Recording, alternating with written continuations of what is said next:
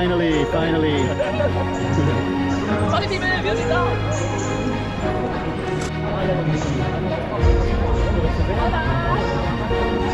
That's good.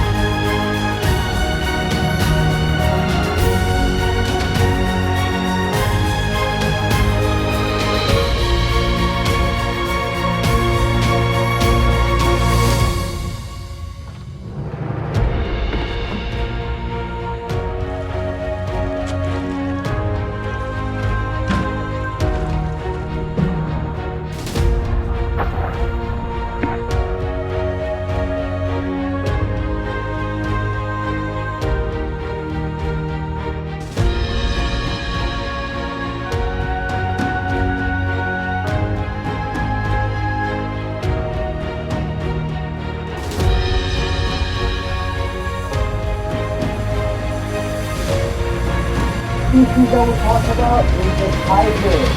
Okay? This is probably the most important shark to watch out for, the tiger.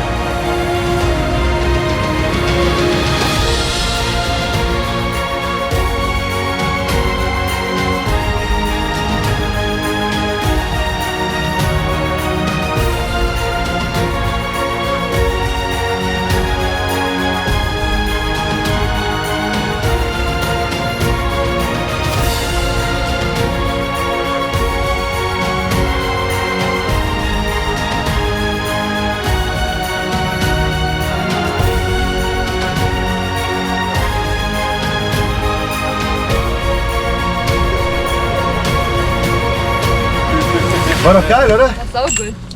Boah, krass geil!